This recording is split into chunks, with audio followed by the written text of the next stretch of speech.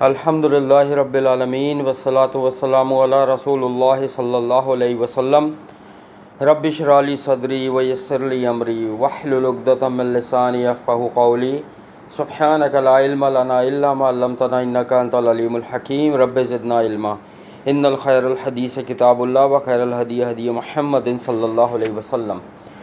سورہ نمل ہماری چل رہی ہے اور ہم نے آیت نمبر 64 تک پڑھ لیا تھا، اور ہم نے اپنی آخری کلاس میں اللہ کی توحید کے بارے میں پڑھا تھا، بلکہ 2 کلاسوں میں توحید چل رہی ہے کہ اللہ نے فرمایا کہ کیا وہ معبود بہتر ہیں یا جو اللہ جو اندھیروں میں راستہ دکھاتا ہے، خشکی تری میں راستے دکھاتا ہے۔ تری کا مطلب ہوتا ہے پانی، سمندر، دریا، یہ سب میں نے بتا دیا تھا، اور جو خوشخبری سنانے والی ہوائیں بھیجتا ہے، ٹھیک ہے، یعنی کہ رحمت والی، بارش والی۔ کیا کوئی اور معبود ہے اللہ کے ساتھ؟ برتر ہے اللہ اس سے جو یہ شرک ٹھہراتے ہیں، ٹھیک ہے۔ اور پھر اللہ نے فرمایا کہ اللہ تعالیٰ نے پہلی بار پیدا کیا ہے مخلوق کو، پھر وہ لوٹائے گا اسے اللہ کی طرف، یعنی ہر کام اللہ کی طرف لوٹنا ہے۔ مخلوق بھی ہے، ان للہ و انا الیہ راجعون پڑھتے ہیں نا کہ ہم اللہ کی طرف سے آئے، ہمیں اللہ کی طرف لوٹنا ہے۔ اور جو رزق دیتا ہے تمہیں آسمان اور زمین سے، کیا کوئی اور معبود ہے اللہ کے ساتھ؟ کہہ دیجئے تم لے آؤ اپنی دلیل اگر تم سچے ہو۔ یہ پورا میں نے تفصیلاً بتا دیا تھا، دلیل کیا ہوتی ہے، کہاں سے ملے گی، اور ہر انسان سے قیامت والے دن دلیل مانگے گا اللہ تعالیٰ۔ یہ ذہن میں رکھنا، جو عمل بھی کرنے جاؤ گی اللہ تعالیٰ قیامت والے دن کہے گا دلیل دکھاؤ پہلے اس عمل کی کہ یہ کہاں سے کیا تم نے، یہ جو لیا ہے دنیا میں، یہ کام دینی کام، دنیاوی بات نہیں ہو رہی ہے، دینی کام، اس کی دلیل دکھاؤ۔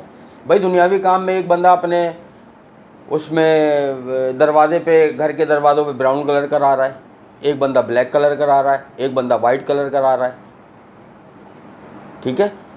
بات اس کی نہیں ہو رہی ہے، تو جو انسان کو اچھا لگ رہا ہے وہ کروا رہا ہے۔ بات ہو رہی ہے کہ دینی امور، ٹھیک ہے، اس کی دلیل اللہ مانگے گا، اور سب میں نے بتا دیا تھا دلیل کہاں سے لینی ہے اور کیسے لینی ہے، اور پھر بھی اگر کسی کو کچھ پوچھنا ہو تو وہ پوچھ سکتا ہے۔ تو اب ہم آگے چلتے ہیں انشاءاللہ۔ اعوذ باللہ السمیع العلیم من الشیطان الرجیم من حمدہ ونفخہ ونفثہ۔ قل لا يعلم من في السماوات والأرض الغيب إلا الله وما يشعرون أيان يبعثون۔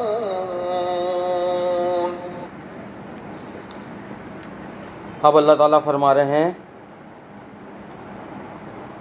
کہہ دیجئے، نبی صلی اللہ علیہ وسلم نے سے فرمایا اللہ نے، آپ کہہ دیجئے کہ نہیں جانتا کوئی بھی آسمان میں اور زمین میں غیب کی بات سوائے اللہ کے، اور نہیں وہ شعور رکھتے کہ وہ کب اٹھائے جائیں گے۔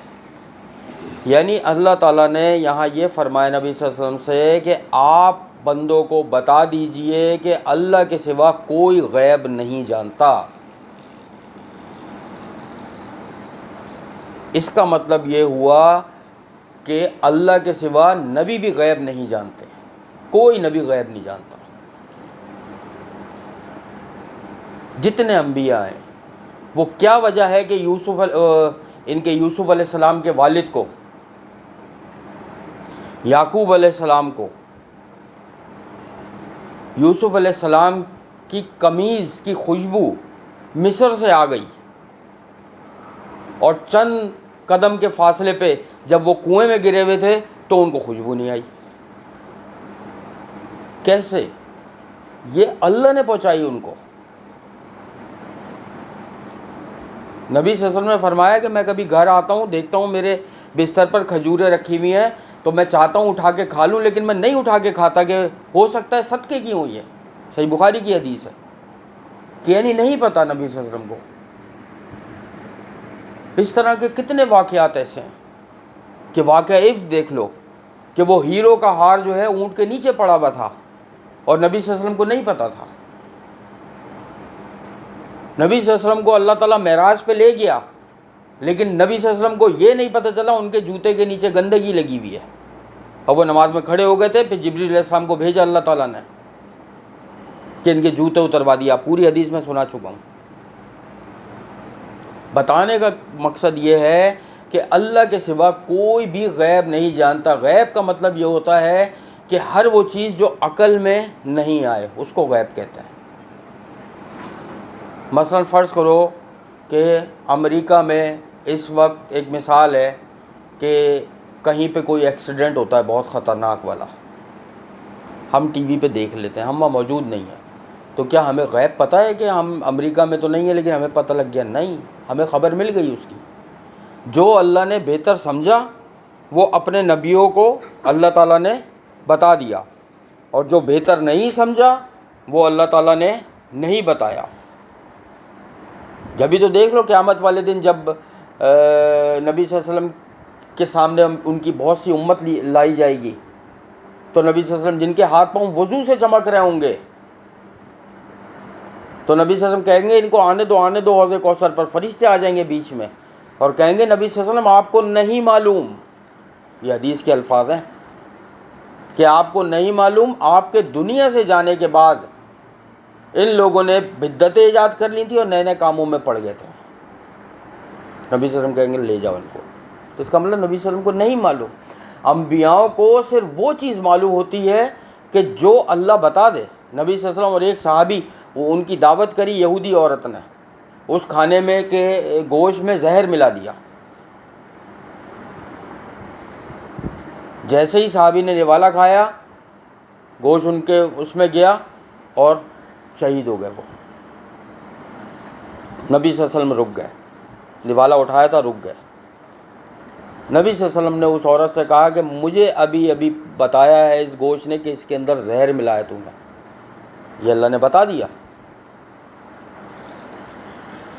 اس عورت نے کہا میں دیکھنا چاہتی تھی آپ اللہ کے سچے نبی ہیں یا نہیں ہیں، اور مجھے یہ پتہ لگ گیا کہ آپ سچے نبی ہیں. لیکن صحابہ کرام نے قتل کر دیا اس عورت کو. کیوں؟ قصاص، خون کا بدلہ خون، وہ قتل کی گئی. بہت سارے ایسے واقعات ہیں. یہ اسلام کا بنیادی عقیدہ ہے کہ عالم الغیب اللہ کے سوا کوئی بھی نہیں ہے. جب نبیوں کو علم نہیں ہے تو پھر پیر فقیر ولیوں کو، جو جن کو لوگ کہتے ہیں پہنچے میں، کہاں پہنچے میں، کیسے علم ہو سکتا ہے؟ نبی صلی اللہ علیہ وسلم فرماتے ہیں معراج کی رات، معراج میں نے سدرۃ المنتہا کو دیکھا کہ وہ مختلف رنگوں سے ڈھکا ہوا تھا، مجھے نہیں پتا وہ کیا تھا، وہ کیا تھی وہاں پہ چیز، مجھے نہیں پتا. ظاہر ہے. اور صحیح بخاری کی حدیث ہے، اماں عائشہ صدیقہ رضی اللہ تعالیٰ عنہ نے فرمایا جو شخص یہ کہے کہ نبی صلی اللہ علیہ وسلم غیب جانتے تھے وہ جھوٹ بولا. اور یہی قرآن کہہ رہا ہے کہ اللہ فرما رہا ہے کہ کوئی بھی نہیں جانتا غیب.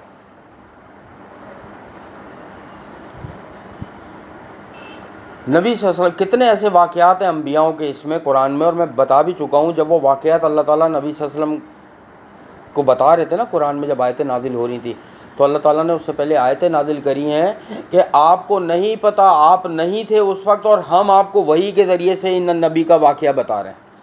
یہ قرآن کے الفاظ ہیں. یہ کیسا عالم الغیب ہے؟ ہاں، اللہ تعالیٰ نے جہاں ضروری سمجھا وہاں انبیاؤں کو وہ چیز بتا دی، جہاں ضروری نہیں سمجھا وہ چیز نہیں بتائی. کتنے ایسے واقعات اٹھا کے دیکھ لو انبیاؤں کے. اگر اللہ تعالیٰ غیب کا علم کسی کو دیتا تو وہ ہمارے نبی صلی اللہ علیہ وسلم کو عطا کرتا. لیکن اللہ تعالیٰ نے اپنی اس صفت میں، کسی بھی صفت میں، بلکہ توحید اسماء الحسنی پڑھا ہے نا کہ اللہ تعالیٰ نے کسی بھی صفت میں اپنی کسی نبی کو بھی شریک نہیں کیا. یہ صرف اللہ کی صفت ہے. کون کل کیا کرے گا، کون کہاں مرے گا، کس کی عمر کتنی ہے، کون کہاں جائے گا، سب کچھ، بارش کب ہوگی، ٹھیک ہے، بچہ کیسا پیدا ہوگا، وہ بڑے ہو کے کیا کرے گا، کہاں رہے گا، اس کا رزق کیا ہے، یہ سوائے اللہ کے کوئی بھی نہیں جانتا. ہاں، جہاں ضروری سمجھا وہاں اللہ تعالیٰ نے انبیاؤں کو، لیکن یہ صرف شان انبیاؤں کی ہے.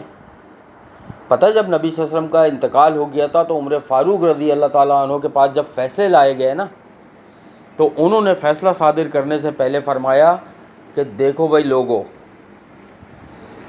ہمارے درمیان پہلے نبی صلی اللہ علیہ وسلم تھے موجود، اللہ تعالیٰ انہیں وحی کے ذریعے سے آگاہ کر دیا کرتا تھا صحیح معنوں میں فیصلہ. کہ کس نے چوری کی ہے، کس نے نہیں کری ہے، کس نے کیا سزا دی ہے، کس نے بہتان لگایا ہے، تہمت لگائی ہے، کچھ بھی کیا ہے، مار پیٹ کری ہے، کچھ بھی اللہ تعالیٰ بتا دیا کرتا تھا. لیکن اب نبی صلی اللہ علیہ وسلم دنیا میں نہیں ہے، اب وہی نہیں آئے گی، بند ہو گئی.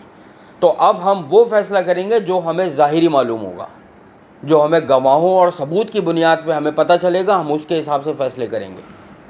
یہ صاف حدیث ہے، یہ صحیح اس کی عمر فاروق رضی اللہ تعالیٰ سے روایت ہے. تو اللہ تعالیٰ نے انبیاؤں کو بھی غیب کا علم نہیں دیا اور کسی کو بھی نہیں دیا.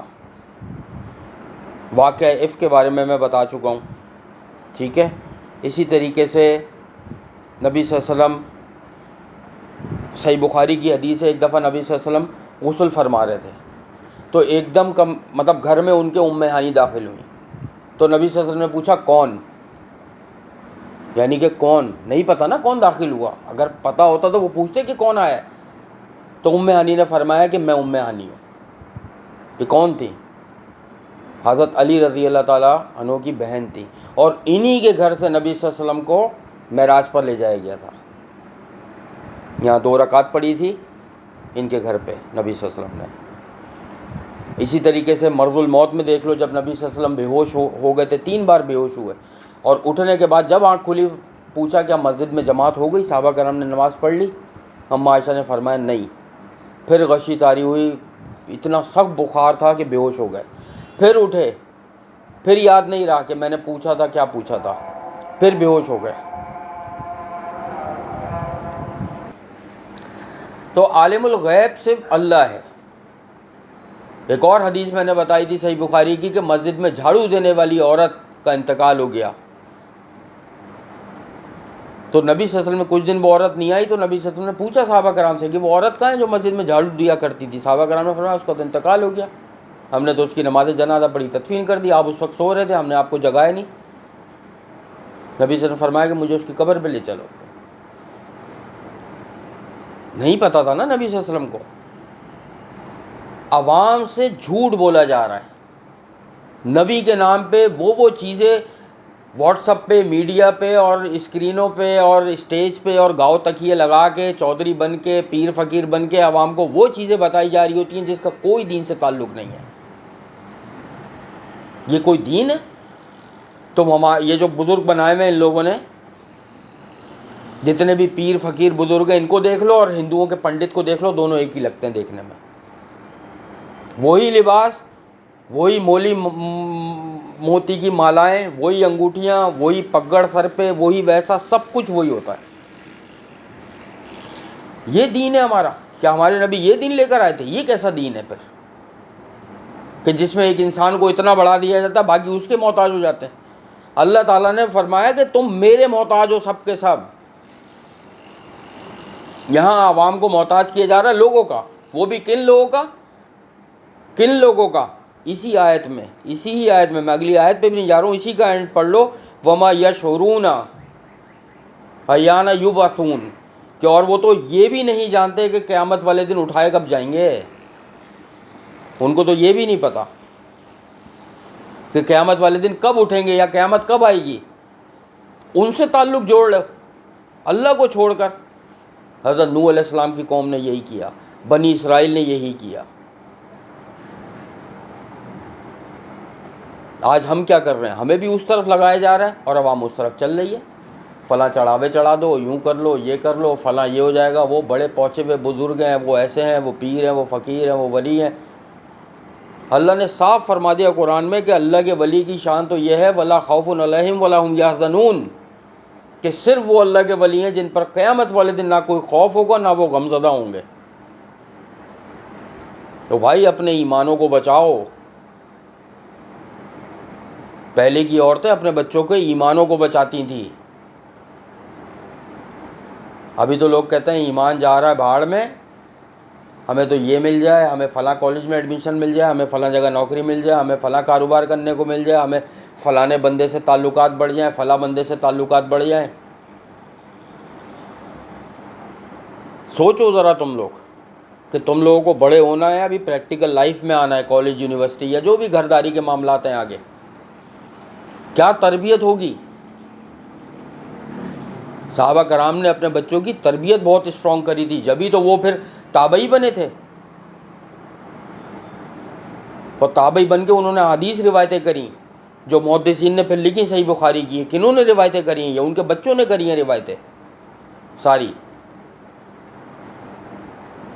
عمر بن فاروق رضی اللہ تعالیٰ عنہ کے بیٹے ابن عمر، انہوں نے جب وہ خلیفہ بنے حج تمتع کرنے کی اجازت دے دی لوگوں کو، حج تمتع کرو سب. تو ایک صحابی نے پوچھا کہ آپ کے باپ نے تو پابندی لگائی تھی حج تمتع پہ، عمر فاروق رضی اللہ تعالیٰ عنہ آپ کیسے اجازت دے رہے ہیں؟ تو انہوں نے کہا کہ جو پابندی میرے نبی نے نہیں لگائی تو میرے والد صاحب کیسے پابندی وہ لگا سکتے ہیں؟ یعنی ان کا وہ فیصلہ انہوں کا خطا تھا، ان کی خطا تھی، یہ غلطی تھی ان کی اگر انہوں نے پابندی لگائی تو. دیکھو ایک چیز ذہن میں رکھو بیٹا، غلطی اور خطا نبی سے نہیں ہو سکتی، بس باقی ہر ایک سے ہو سکتی ہے. میں نے کئی احادیث یہ بتائی ہیں اپنے پچھلے 1 2 3 سال کے درس میں، بہت احادیث بتائی ہیں کہ صحابہ کرام سے غلطیاں ہوئیں اور بہت ہوئیں، لیکن جب نبی صلی اللہ علیہ وسلم کی بات کو دیکھا کہ یار ہم نے تو یہ کام ایسے کیا تھا، اس کا مطلب ہے یہ غلط ہے، اب نبی صلی اللہ علیہ وسلم کا یہ سامنے آ جائے اب ہمیں ایسے ہی کرنا ہے، وہ اپنی اصلاح کر لیتے تھے. آج آپ کسی کو نبی صلی اللہ علیہ وسلم کی حدیث یا سنت بتاؤ، وہ چھوٹتے ہی ریجیکٹ مار دیتا ہے، ہم نے تو اپنے باپ دادا کو دیکھا، یا ہمارے امام نے، یا ہمارے پیر فقیر ولی نے تو ایسا بتایا. سوچو کہ وہ کیسے لوگ تھے کہ نبی صلی اللہ علیہ وسلم کی سنت سامنے آنے کے بعد سب کی باتوں کو ریجیکٹ کر دیتے تھے. آج ہم نبی صلی اللہ علیہ وسلم کی حدیث یا سنت سامنے آنے کے بعد سب سے پہلے اسی کو ریجیکٹ مارتے ہیں کہ ہمارا تعلق فلاں فرقے سے ہے، ہمارے امام یہ ہیں، ہمارے والدین نے یہ کیا، ہمارے پیر صاحب نے، ہمارے بزرگ نے، ہمارے ولی نے، ہمارے فلاں نے، ہمارے اس نے یہ سکھایا، ہم تو یہ ایسے کریں گے. کون کتنی اہمیت دے رہا ہے کس کو؟ آج اسی ایک آیت پہ بتا رہا ہوں بس میں، کیونکہ یہ ضروری ہے بتانا. یہ عقیدے والی آیت ہے. دیکھو عقیدہ ایک ایسا گناہ ہے اس کی معافی نہیں ہے، ہر گناہ کی معافی ہے، ہر گناہ کی معافی ہے، عقیدے کی معافی نہیں ہے. بندے کا عقیدہ اگر خراب ہے، اس کا سوچ اور دل کی جو اس کی وہ ہوتی ہے نا، جو دل میں عقیدہ رکھا ہوا ہوتا ہے، وہ اگر خراب ہے اور دنیا سے چلا گیا، لاکھ وہ حاجی ہو، ثناء اللہ ہو، عمرے کیے ہوئے ہو، 5 وقت کا نمازی ہو، پرہیزگار ہو، تہجد گزار ہو، سب کچھ کرتا ہو، رشتہ داروں سے تعلق جوڑتا ہو، کھانے کھلاتا ہو، سب کچھ کرتا ہو، عقیدہ اس کا خراب ہے اور دنیا سے چلا گیا، ختم، اس کی زندگی کسی چیز کا بھی فائدہ نہیں. اللہ قرآن میں فرماتا ہے کہ ہم ان کے اعمال کو دھواں بنا کر اڑا دیں گے. یہ ہم پڑھ چکے ہیں آیت. کیوں؟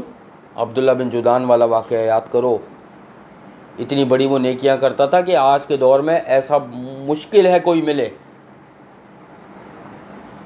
اما عائشہ نے پوچھا نبی صلی اللہ علیہ وسلم سے کیا اس کو نیکیوں کا فائدہ ملے گا؟ نبی صلی اللہ علیہ وسلم نے منع کر دیا، نہیں. اس نے اللہ سے توبہ استغفار کی نہیں، اپنا عقیدہ درست ہی نہیں کیا کہ اصل تو اللہ کی ذات ہے. اپنی نیکیاں بچاؤ بھائی، خدا کے واسطے اپنی نیکیاں بچاؤ. نیکیاں بڑی قیمتی ہیں، انسان محنت بھی کرے. اچھا سوچو محنت بھی کرے اور قیامت والے دن وہ ضائع بھی کر دی جائے، سوچو کس قدر افسوس کا مقام ہوگا. او بھائی ابھی تو ہم زندہ ہیں، سانسیں چل رہی ہیں، تو یہ تو اچھا موقع ہے، عقیدہ ہی تو صحیح کرنا ہے. اللہ تعالیٰ یہ تھوڑی کرے پہاڑ کھود کے لا دو مجھے، چاند تارے توڑ کے میرے آگے رکھ دو. اللہ نے یہ مانگا کب ہے؟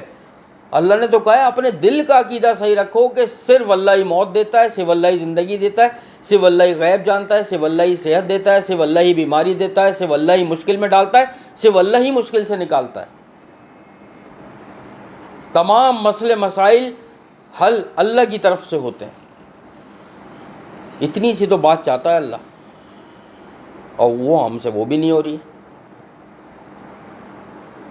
ساری بات یہ ہے، چیخ چیخ کے یہ آیت کیا بتلا رہی ہے کہ بھائی سن لو، اللہ کے سوا کوئی غیب نہیں جانتا. کوئی کہ فلاں نے تو ہمیں فلانی بات صحیح بتائی تھی، سن لو اس پہ بھی حدیث کہ نبی صلی اللہ علیہ وسلم ایک جگہ سے گزر رہے تھے، وہاں کاہن کا گزر ہوا. کاہن وہی ہوتے ہیں یہی باتیں بتانے والے، غیب کی خبر دینے والے. جو لوگ جاتے ہیں نا پیر فقیر، بابا جی میرا لاکٹ چوری ہو گیا، بابا جی میری بیٹی کے رشتے نہیں آ رہے، میری بہن کی بیٹی کے رشتے آ گئے، اس کو پسند کر لیا، میری بیٹی کے رشتے نہیں آ رہے.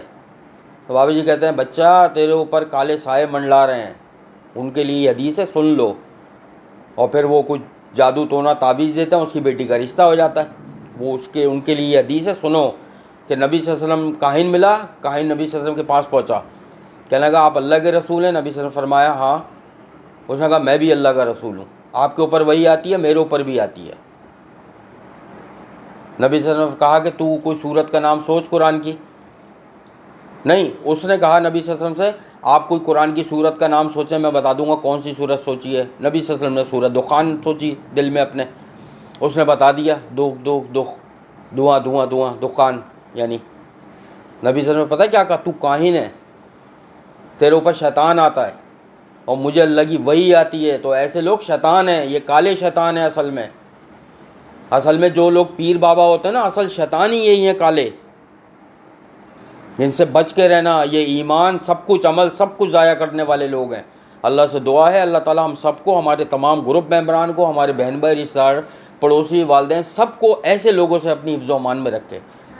اللہ تعالیٰ فلسطین کے مسلمانوں کی مدد فرمائے، اللہ تعالیٰ یہود و نصارہ کو اور جو بھی وہاں پر ظلم کر رہا ہے بری طریقے سے تباہ و برباد کر کے رکھ دے۔